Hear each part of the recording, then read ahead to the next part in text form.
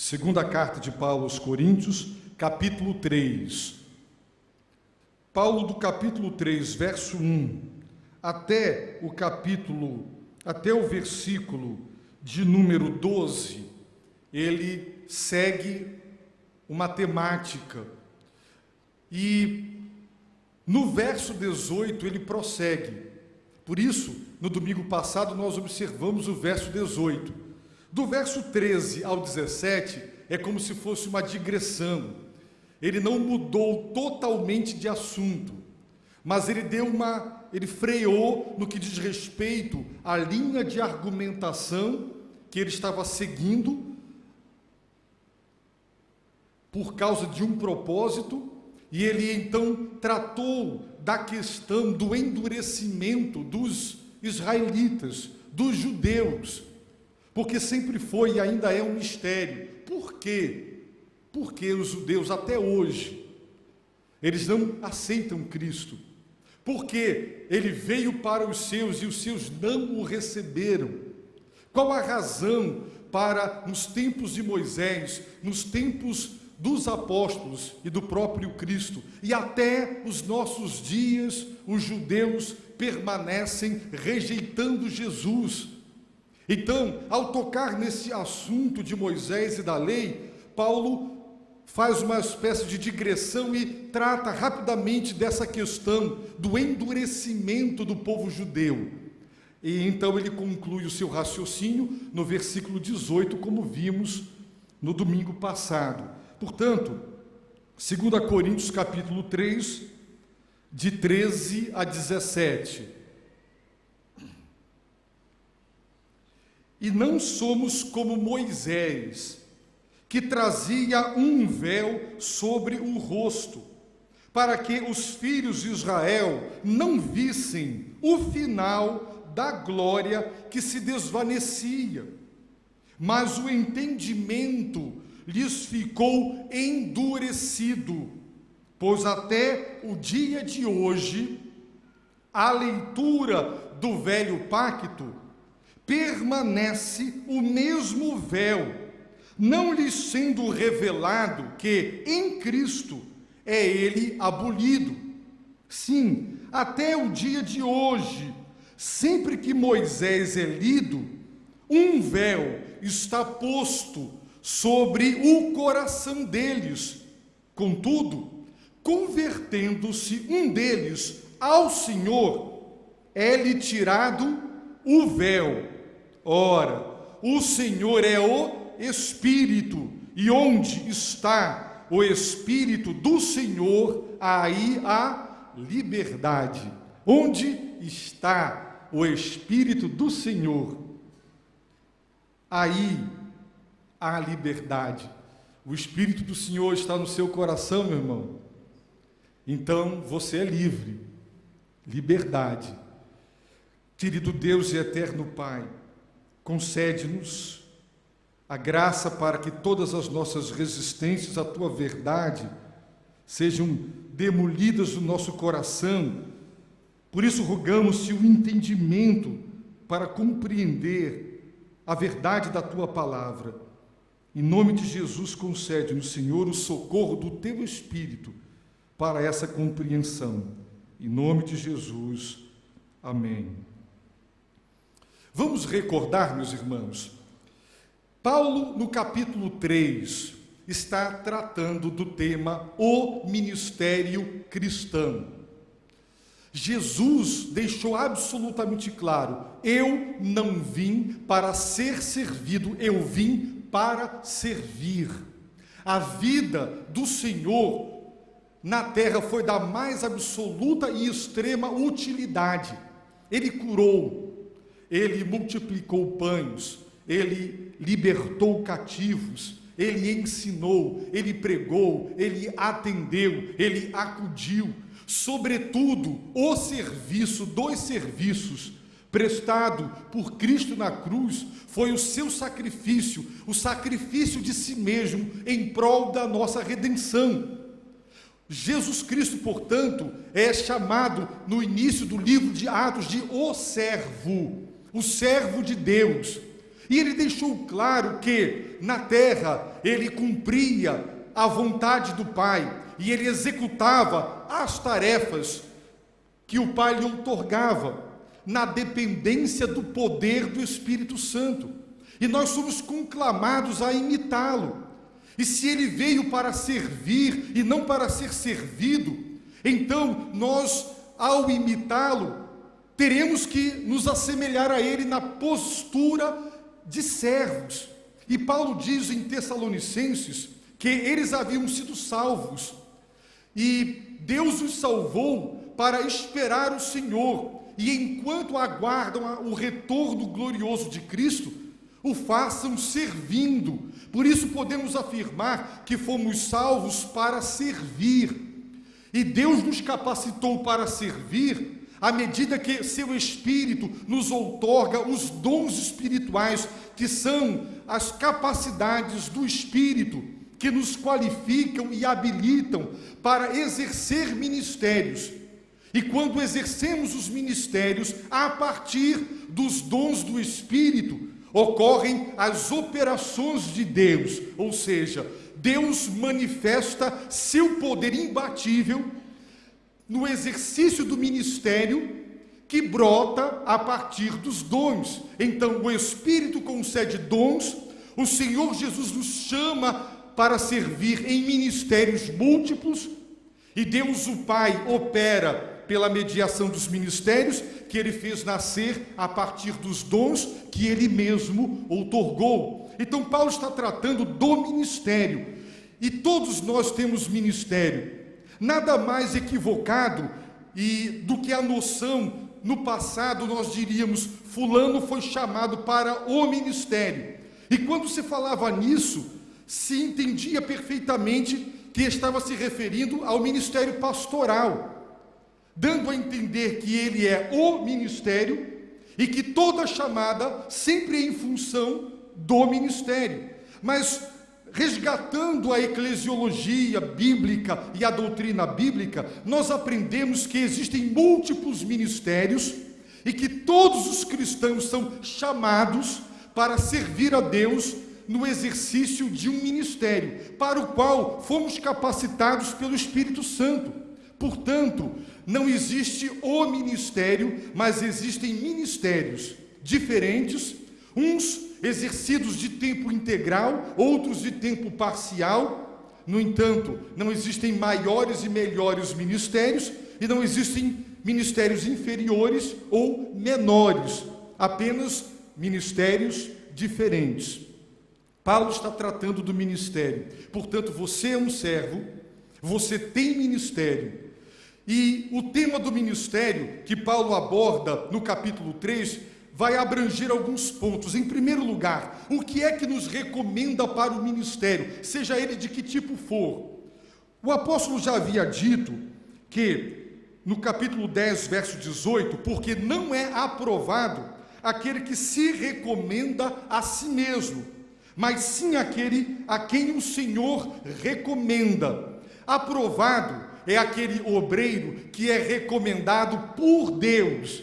E de que maneira, meus irmãos, Deus nos recomenda para o ministério?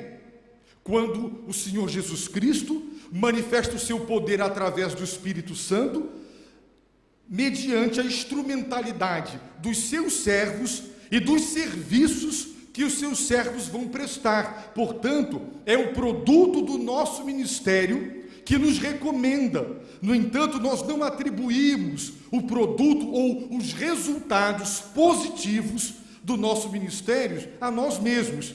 Por isso Paulo disse: vocês, cristãos e igreja de Corinto, vocês são a carta de Cristo. Cristo escreveu essa carta. E ele não escreveu essa carta com tinta, ele escreveu com o Espírito do Deus vivo. E ele não escreveu em papel e nem em tábuas de pedra, ele escreveu no coração. E essa carta de Cristo, escrita com o Espírito Santo, ela foi ministrada. Ali tem a palavra de onde vem o verbo, o substantivo servir, diácono, o verbo servir, ministrada pela instrumentalidade de Paulo. E Deus produziu resultados eficazes, vidas foram salvas, uma igreja foi plantada. Portanto, essa é a maior recomendação. Paulo não precisava de cartas escritas e assinadas por alguém, por uma autoridade, para o recomendar. Os resultados positivos, o sucesso da sua carreira ministerial, os frutos do seu trabalho, o recomendavam e legitimavam a sua autoridade apostólica e o seu ministério. Portanto, quem é que nos recomenda? Homens ou Deus? É Deus quem nos recomenda. E de que maneira Ele faz isso? Operando pelo Espírito, através do nosso ministério, produzindo resultados. Por isso, quando uma igreja quer conhecer ou convidar um pastor, ela não deveria pedir uma carta de recomendação de outros pastores. Ela deve procurar o último e o penúltimo ministério desse pastor e procurar se informar sobre o produto do seu trabalho, o êxito do seu ministério, porque quem o recomendará é o seu trabalho. Eu conheço uma igreja que convidou um pastor rapidamente, porque alguns pastores muito importantes da denominação o indicaram. Acontece que aquele obreiro trabalhava na convenção e ele estava destruindo a convenção. E para se livrar daquele obreiro, o indicaram para pastorear uma igreja. E aquela igreja, sem pastor, recebendo uma indicação de líderes ilustres da denominação, e sendo aquele pastor líder da convenção, não pensaram duas vezes e imediatamente o convidaram. Ele estava muito bem recomendado, verbalmente, não por escrito, por autoridade da denominação. E ele fez na igreja o que ele fez na convenção. Ele destruiu a igreja. Ele só não acabou com a igreja porque Deus não deixou. Deus não deixará ninguém arruinar a sua igreja. Então, o que é que nos recomenda? São pessoas ou o fruto do nosso trabalho. Paulo está dizendo: Deus me recomenda, e vocês são a minha carta de recomendação. Olha, vocês estão salvos, uma igreja está plantada na cidade, eu preciso de carta de recomendação? Querem maior evidência do êxito, da legitimidade, da autenticidade do meu ministério? Está aí os resultados. Segundo lugar, Paulo nos disse que a nossa confiança para entrar no ministério e permanecer no ministério, ela vem de Deus, através de Cristo, e ela tem que ser depositada no próprio Deus. Nenhum de nós deve aceitar qualquer ministério confiando na sua capacidade, na sua habilidade, no seu talento. Nenhum de nós deve confiar em si mesmo e naquilo que é capaz, mas deve confiar em Deus, porque o Senhor é que nos abençoará. Os resultados serão produzidos por Deus. Eu já fui um pastor muito ansioso, porque quando você assume uma igreja, a igreja tem a expectativa de que em breve os resultados do trabalho apareçam. Quando o missionário é enviado para o campo, ele fica ansioso porque ele precisa mostrar resultados para que a junta diga: valeu a pena ter mandado aquele obreiro, valeu a pena essa igreja ter convidado esse pastor.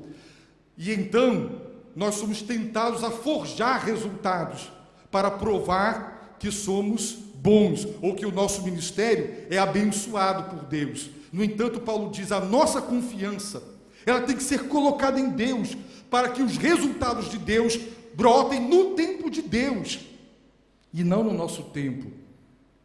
Também Paulo disse, em terceiro lugar, a capacidade para entrar no ministério e permanecer no ministério, ela vem de Deus. Ele nos capacita.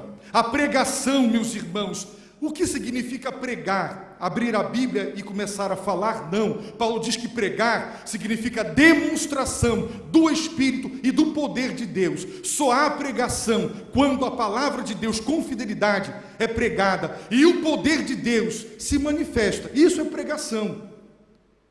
A capacidade para servir vem dos altos, não vem de nós. Paulo então fala da sua audácia, da sua intrepidez, da sua coragem. E de onde ele extraía tanta coragem para encarar com destemor demônios, opressores, inimigos, perseguidores, sem temer dar a sua própria vida.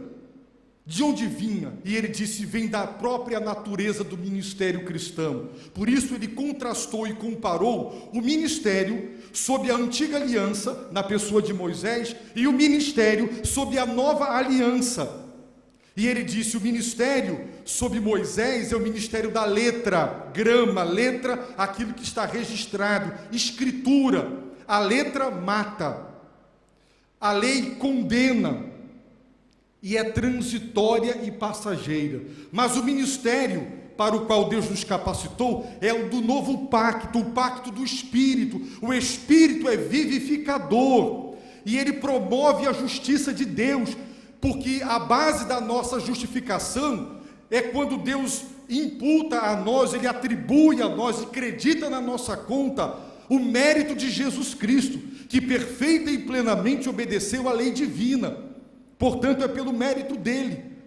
E esse ministério, ele é eterno, ele não é transitório, ele não é passageiro. Por isso Paulo disse, eu sou muito ousado. A minha ousadia, eu vou extrair da natureza gloriosa do ministério cristão.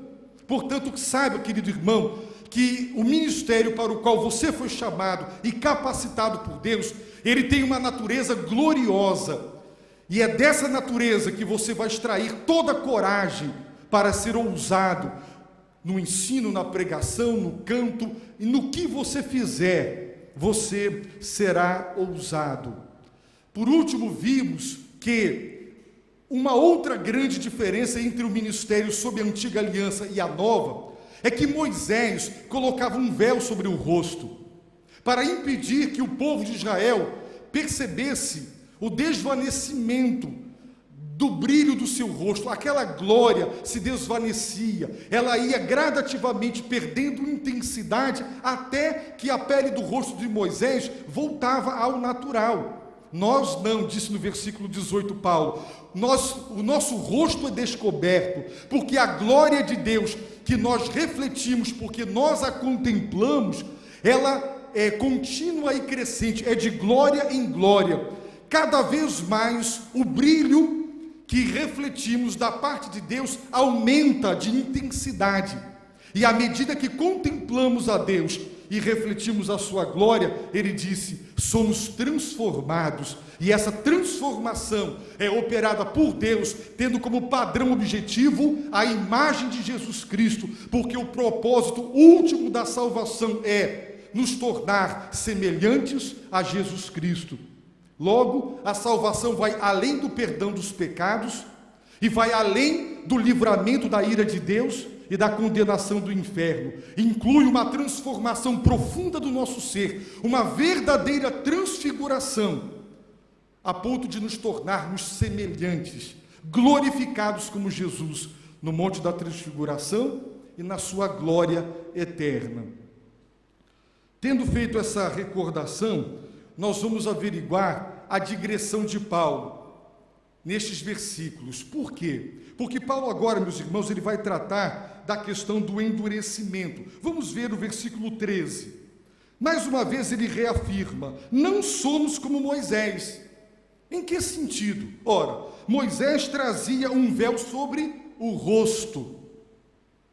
Para quê? Com que propósito? Os filhos de Israel não vissem o final da glória que se desvanecia. Aquela glória ia perdendo intensidade progressivamente, gradativamente, até que ela se extinguia totalmente.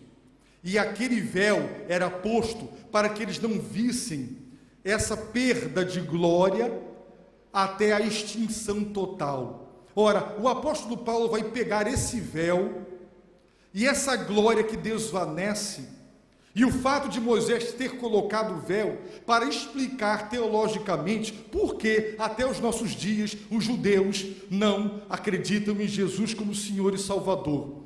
Observem o início do versículo 14. Mas o entendimento lhes ficou endurecido. O entendimento dos judeus, quando Moisés colocava o véu sobre o rosto, eles não conseguiram compreender o sentido daquele véu. E por que ele era colocado? E com que propósito ele ocultava o desvanecimento da glória? Paulo, meus irmãos, vai argumentar que a antiga aliança, o Velho Testamento, em sua própria natureza, é como a glória do rosto de Moisés. Ele irá caducar, porque Deus prometeu uma nova aliança.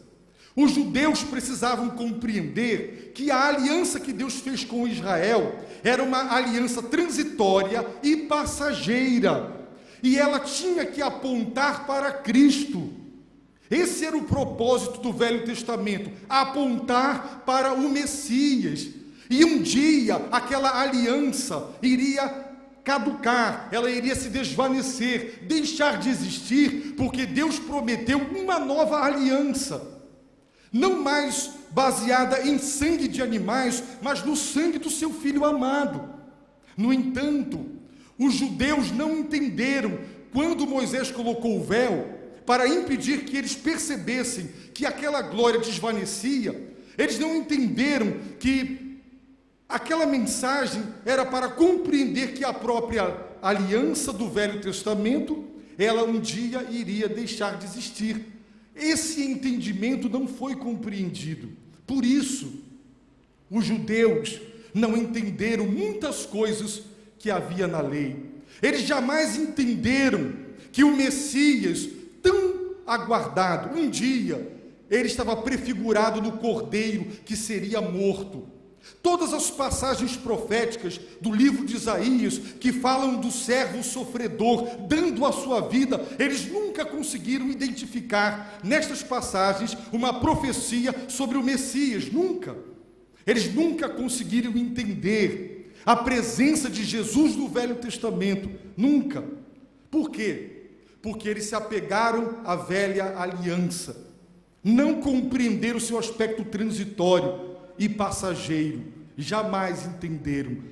E diz o texto que o entendimento ficou endurecido. O verbo endurecer está na voz passiva.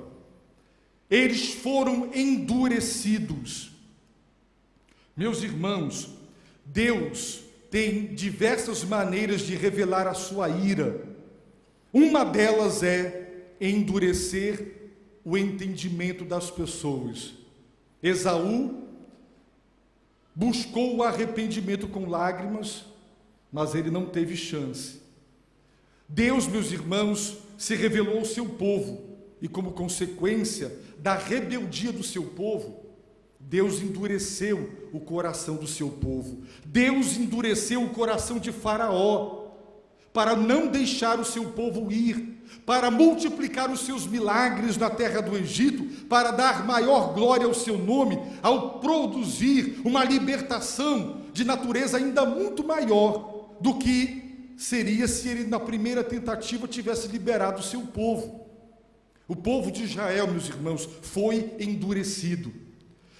O entendimento disto, Paulo dedica 3 capítulos da sua carta aos Romanos, o capítulo 9, 10 e 11. São os 3 mais importantes capítulos da Bíblia e os 3 capítulos mais difíceis de serem entendidos. Porque Deus não rejeitou o seu povo, mas o que explica o fato de que o povo de Israel não reconheceu o Messias e não o recebeu, porque eles foram, como manifestação da ira de Deus, endurecidos. Isso significa que Deus endurece o coração das pessoas? Sim. Essa é uma das maneiras de Deus revelar a sua ira. Quando nós nos rebelamos contra Deus e reincidimos nos nossos pecados, Deus pode enviar um endurecimento ao nosso coração, e nós não vamos nos arrepender de maneira alguma dos nossos pecados, e não os reconheceremos, e não nos humilharemos em busca de perdão, porque o nosso coração foi endurecido. Meus irmãos, existem coisas que devem ser consideradas indecifráveis nas Escrituras Sagradas. Deus se revelou, mas Ele não revelou tudo. Há um mistério que nossas mentes finitas, e não só finitas, mas pecaminosas, e manchadas e deterioradas pela queda, ela não conseguirá nem entender, muito menos explicar. Mas até que a plenitude dos gentios tenha entrado, como diz Paulo em Romanos, o povo judeu continuará endurecido. Paulo diz, até o dia de hoje, verso 14, a leitura, ou seja, quando nas sinagogas o velho pacto, a lei, é lida, o mesmo véu permanece. Então, aquele véu externo que Moisés tinha no rosto, para ocultar o desvanecimento da glória, continua no coração dos judeus até os dias de hoje. Permanece, ocultando deles a verdade de que em Cristo, na pessoa bendita de Jesus Cristo, cujo sangue fundamenta a nova aliança, a antiga aliança caducou. O véu permanece, uma manifestação da ira de Deus, não lhes sendo revelado que em Cristo é ele abolido. Irmãos, se você crê na nova aliança e do Novo Testamento, saiba que isso é produto da revelação de Deus ao seu coração. Não é produto da sua pesquisa, não é consequência da sua dedução, da sua racionalidade. É produto de uma manifestação graciosa de Deus, que revela ao nosso coração que em Cristo a velha aliança caduca e a nova aliança é inaugurada. O autor da carta aos Hebreus, escrevendo para cristãos que estão sendo tentados a retroceder, a voltar ao judaísmo, ele argumenta do início ao fim a superioridade da nova aliança, do sumo sacerdote, do próprio sacrifício, para deixar claro que aquela cumpriu seu papel, ela apontou para Cristo, Cristo veio e ela pendurou as chuteiras.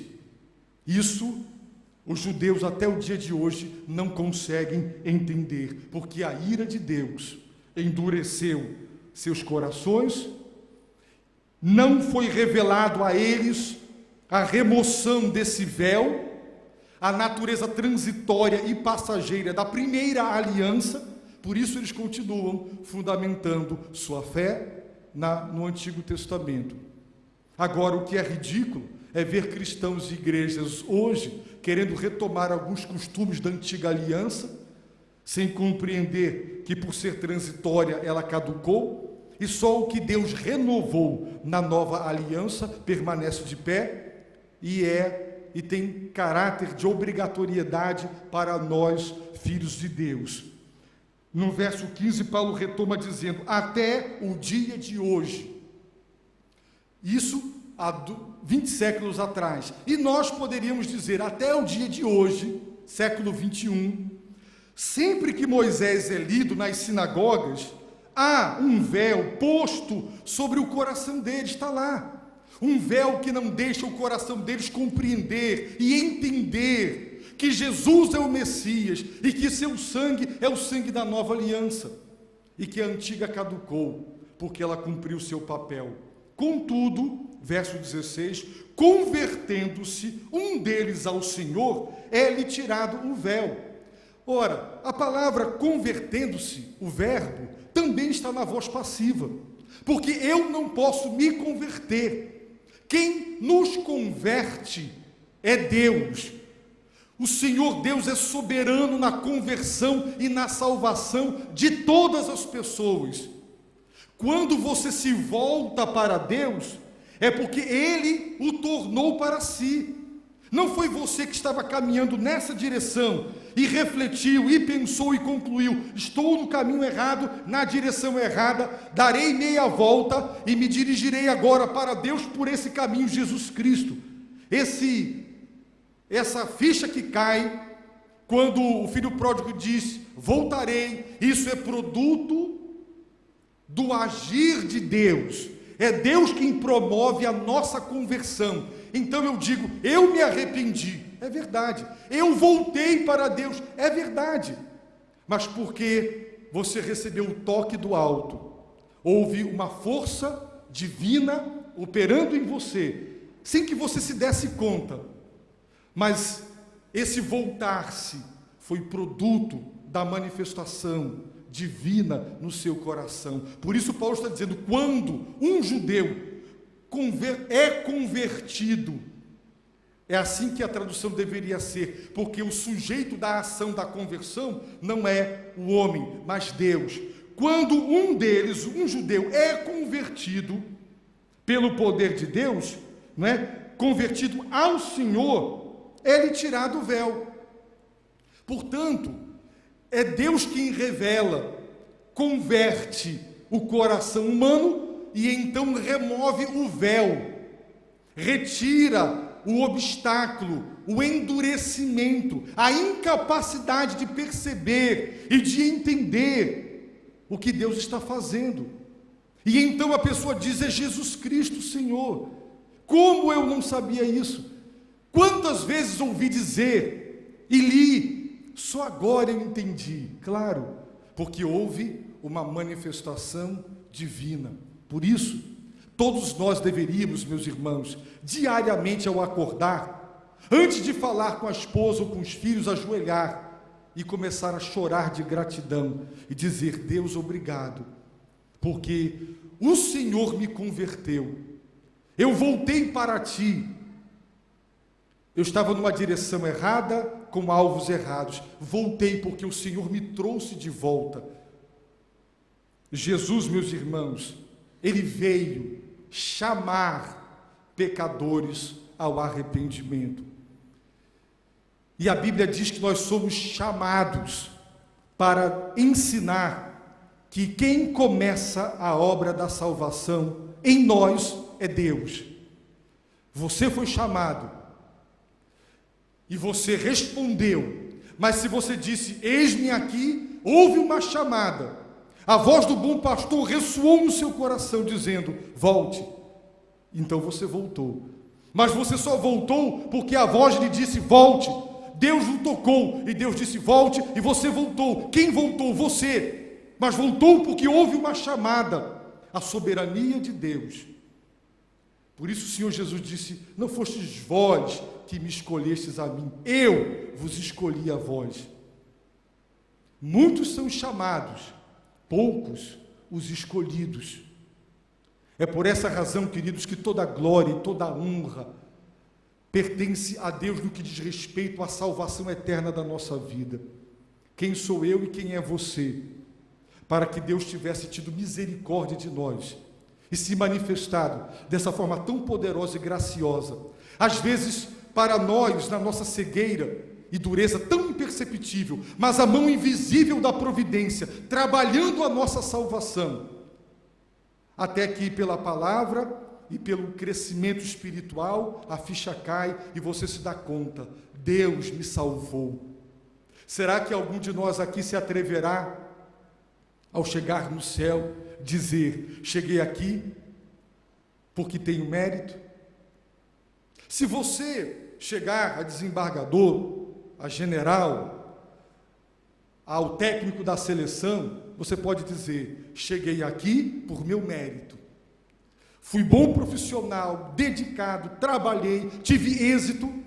Se eu hoje estou aqui, eu devo ao meu mérito. É verdade. Mas será que algum de nós aqui chegará no céu e dirá, eu estou aqui porque fui bom? Eu aceitei Jesus. Ora, Deus me salvou, mas eu aceitei. Se eu não tivesse aceito, Ele não teria me salvado. Olha, Senhor, divide a sua glória comigo, porque o Senhor salvou, mas eu reconheci meus pecados, eu me arrependi, e eu voltei para Ti, então toda a glória não é Tua, divide ela comigo. Meus irmãos, essa é a pior das heresias que entrou no mundo cristão.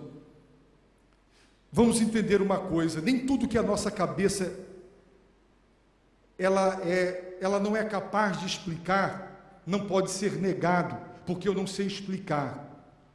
Quando nós aceitamos a autoridade suprema da revelação de Deus, nós acatamos até aquilo que a nossa mente considera indecifrável.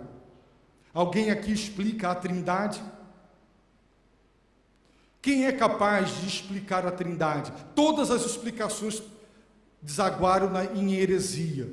Você só descreve a divindade do Pai, a divindade do Filho e a divindade do Espírito. Mas explicar como nós cristãos somos monoteístas, cremos num único Deus, e que Deus é plural, que existem 3 pessoas em Deus, e nós não somos triteístas, como as testemunhas de Jeová nos acusam, e os muçulmanos também nos acusam de idolatria, porque nós adoramos o Filho de Deus, Jesus Cristo. Como explicar a fé monoteísta e a tripessoalidade de Deus? Como? Não tem explicação, irmãos. Mas eu deixo de aceitar a divindade do Pai, do Filho e do Espírito, nego o Deus triuno, a pluralidade de pessoas em Deus. Não, nós não negamos nem a unicidade de Deus, tão cara ao Velho Testamento, nem a tripessoalidade de Deus do Novo Testamento. A mesma coisa, meus irmãos, se dá com doutrinas como essa. O endurecimento, a manifestação de Deus na chamada e na conversão das pessoas, e sua revelação, que remove o véu, que tira a ignorância, e que quebranta o endurecimento que impede a aceitação. É manifestação soberana do Senhor na nossa vida. Meus irmãos, antes de terminar, vamos ver algumas passagens. Por favor, abra em Isaías capítulo 6. Isaías 6.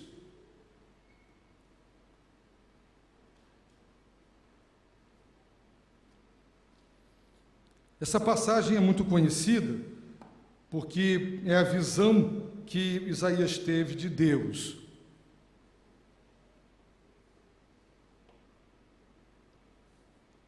Verso 10.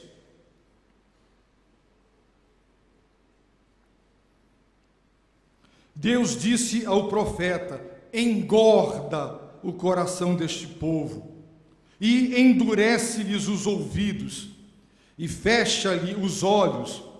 Para quê? Com que propósito?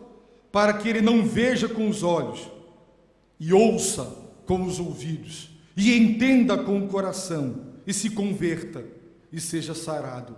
Deus ordenou: Isaías, prega a palavra, e ela vai endurecer o coração desse povo. Agora, meus irmãos, observem Mateus 13. Mateus 13, versículo 11 e 14. O Senhor Jesus Cristo, nessa passagem, vai citar esse texto de Isaías 6, 10, que nós acabamos de ler. Jesus disse, Mateus 13, 11, respondeu-lhe Jesus, porque a vós, e ele está falando aos discípulos, é dado conhecer os mistérios do reino dos céus, mas a eles não lhes é dada. Observem a palavra, o verbo dar, 2 vezes, dado e dada. A vós, apóstolos, é dado conhecer os mistérios, mas ao povo não é dado.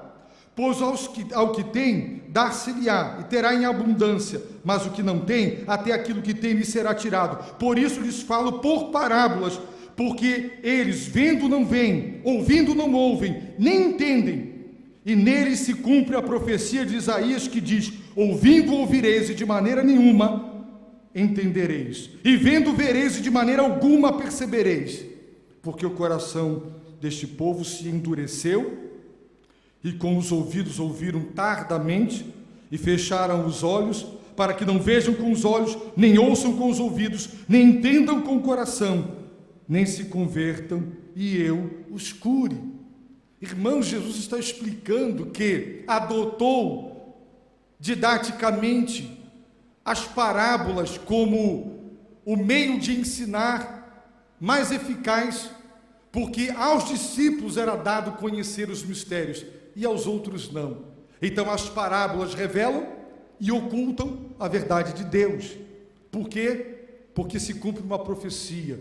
O coração desse povo está endurecido. Vejam João 12:40. Jesus está citando essa profecia de novo. Aliás, não Jesus, mas João, o evangelista. João 12:40. Vamos ver a partir do verso 37. e embora tivesse operado tantos sinais diante deles, não criam nele, para que se cumprisse a palavra do profeta Isaías: Senhor, quem creu em nossa pregação? E a quem foi revelado o braço do Senhor? Por isso não podiam crer, porque, como disse ainda Isaías, cegou-lhes os olhos e endureceu-lhes o coração, para que não vejam com os olhos e entendam com o coração e se convertam e eu os cure. Irmãos, Jesus operou tantos sinais, multiplicou pães, ressuscitou Lázaro, e eles não conseguiam acreditar, porque a profecia de Isaías se cumpria naqueles homens. O véu continua, o endurecimento continua, a não ser que haja uma revelação de Deus, a manifestação do poder convertendo, o véu é tirado. Aí então a compreensão: Cristo é o Messias, o Salvador. Para finalizar, o verso 17 diz: ora, o Senhor é o Espírito. Irmãos, o Senhor, no versículo 16, convertendo-se um deles ao Senhor. Senhor é um título que só se atribui a Deus. Ora, se esse título é um título que só se atribui a Deus, e Paulo diz: o Senhor é o Espírito, o que é que Paulo está dizendo? O Espírito não é uma força impessoal, é uma pessoa divina. Ora, o Senhor é o Espírito. Os cristãos, por causa da graça de Deus, reconhecem a divindade do Espírito Santo. No Antigo Testamento, o Espírito Santo é visto como um vento. A palavra ruar significa sopro, vento, uma força. Mas a pessoalidade do Espírito só é compreendida à luz da revelação máxima em Cristo. E aqui nós temos um dos textos que foi usado por todas as épocas da história da igreja, nos grandes debates, para defender a divindade do Espírito Santo e para fundamentar a doutrina bíblica da Trindade. Os irmãos podem imaginar como os judeus convertidos eram capazes de explicar o fato de serem monoteístas e que o Pai é Deus, o Espírito Santo é Deus e o Senhor Jesus Cristo é tão divino quanto o Pai e o Espírito. O Senhor é o Espírito, Deus é o Espírito. A divindade do Espírito Santo, ela é descrita e ela é afirmada nas Escrituras Sagradas. A nossa mente não consegue entender como um mais um é igual a... mais um é igual a quanto? A 1, não é isso? Essa matemática, irmãos, não é dos homens. Ora, o Senhor é o Espírito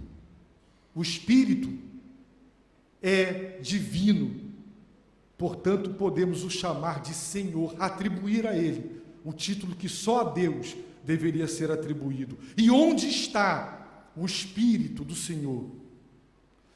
O Espírito do Senhor Deus, ou o Espírito de Cristo, aí há liberdade.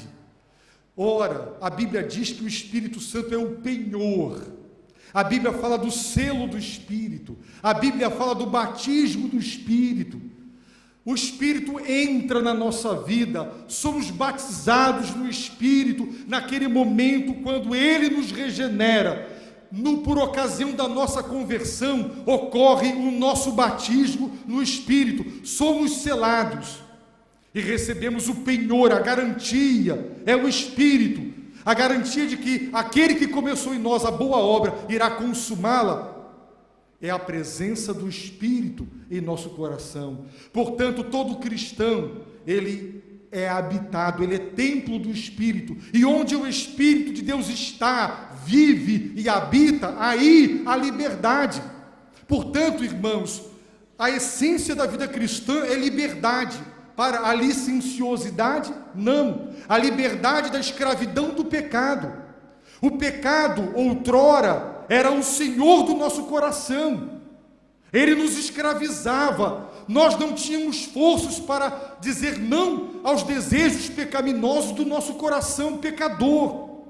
Mas agora o Senhor está em nós, o Espírito, e Ele nos liberta da força escravizadora do pecado. Portanto, quando as minhas concupiscências, ou as minhas paixões e os meus desejos pecaminosos brotam do meu ser pecador, por causa da presença do Espírito Santo e do seu poder, eu posso crucificar o eu e dizer: eu não gratificarei a carne, eu não atenderei a estes desejos. E essa capacidade de dizer não é produto da presença poderosa do Espírito Santo. Onde o Espírito do Senhor está, aí a liberdade. Nós não somos mais escravos do pecado. Por isso Paulo disse: não reine, portanto, o pecado em vosso corpo. O pecado não manda mais em você. Ele não tem mais direito do seu corpo. Não reine, porque não estás debaixo da lei, mas da graça. Vocês agora são de Deus e o Espírito do Senhor está em vocês. Vocês estão livres da escravidão ao pecado. Nós estamos livres da escravidão desse mundo tenebroso que nos atraía, nos corrompia e nos afastava de Deus. Porque onde o Espírito do Senhor está, ali tem liberdade. Eu não preciso do mundo. Eu não preciso de me entregar a uma vida desenfreada de prazeres iníquos e pecaminosos para ser feliz. Eu sou livre. Eu não preciso desse mundo. Quando um crente começa a voltar para o mundo de onde ele foi tirado, é porque ele está entristecendo ao Espírito, porque a presença do Espírito satisfaz. E nós não precisamos mais desse mundo pecaminoso para sermos felizes, porque o Espírito nos dá liberdade. Eu sou livre. É como um ex-viciado que olha para a maconha ou para a cocaína e diz: eu não preciso mais de você para ser feliz, para viver bem, eu não preciso. Há uma independência. 7 de setembro, independência. Eu sou livre, eu não preciso mais. Por quê? Por causa da presença santa e poderosa do Espírito Santo. Também, meus irmãos, onde o Espírito do Senhor habita, ali há liberdade. Ora, o demônio, qualquer demônio pode tomar posse de qualquer pessoa, se ela não tiver o sinal de Deus. Os irmãos se lembram do livro do Apocalipse? O anjo tem ordem para destruir. Não toque naqueles que têm o sinal. O sinal é o Espírito. Por isso a Bíblia diz: somos de Deus, o mundo está sob o poder do maligno. Aquele que é nascido de Deus não vive no pecado e nem o pratica, porque Jesus, que nasceu pelo poder do Espírito Santo no ventre de Maria, o guarda, e o maligno não lhe toca. Estamos livres de sermos possuídos por qualquer presença suja, impura e maligna de qualquer demônio. Existem pessoas que não são crentes e não estão endemoniadas, mas a hora que o maligno quiser possuir aquela pessoa, ele possui. É dele. O mundo inteiro jaz. A mesma palavra para traduzir paralisia. O mundo está paralisado sob o controle do diabo. Os filhos da desobediência, ele opera neles. Os demônios podem se apossar de qualquer pessoa que ainda não tem a presença, o selo do Espírito. Essa é a doutrina bíblica. Portanto, onde o Espírito do Senhor habita, está a liberdade. Nenhum demônio toma mais conta de você, da sua mente, se apossa de você. Possessão, aquilo que vem tomar conta e controla. Nós não somos mais controlados por demônio, porque o Espírito Santo é que nos controla. Por isso a Bíblia diz: enchei-vos do Espírito, porque é Ele quem tem que controlar o nosso ser, porque onde o Espírito do Senhor está, aí a liberdade. Por isso, não vamos mais, meus irmãos, justificar as nossas reincidências no pecado, o fato de que voltamos para um mundo pecaminoso, ou que o diabo está nos tentando, porque a presença do Espírito garante liberdade. Então, enchei-vos do Espírito, diz a Bíblia. andem no Espírito, e nós não vamos atender o pecado, a carne, não vamos, porque onde o Espírito do Senhor está, aí a liberdade. Irmãos, que mensagem maravilhosa, nós somos livres. Jesus disse, todo que comete pecado é escravo do pecado, mas conhecereis a verdade vos libertará. A verdade é Jesus Cristo, e segundo Jesus, o Espírito Santo é o Espírito da verdade. Ele nos conduzirá à verdade, é Ele quem nos leva a Cristo para a libertação. Somos livres, graças ao Todo-Poderoso. O véu foi removido do nosso coração, revelação de Deus. O endurecimento deu lugar ao quebrantamento, porque Deus nos converteu a Ele. Por isso, toda a glória, toda a honra e todo louvor ao Deus Todo-Poderoso. Por isso, venha todo domingo. Mas eu estou triste com problemas e estou arrasado. Venha adorar aquele que pelos séculos dos séculos o libertou. Você é livre, você é de Deus, você é salvo pela misericórdia de Deus. Adore ao Senhor. E de segunda a sábado, na sua casa, ajoelhe e adore aquele que o libertou. Você é livre e não há nada mais importante e melhor do que ser livre para servir e adorar a Deus. Eu peço a Deus que nos conceda a graça para compreender sua palavra e acolhê-la no nosso coração. Vamos silenciosamente orar, rever nosso coração, nossa própria vida, à luz da palavra de Deus, de maneira que não sejamos ouvintes negligentes, mas sejamos executores da obra. Atente para a lei da liberdade, a lei perfeita, e você será bem-sucedido no que for e fizer, promessa do Deus Todo-Poderoso.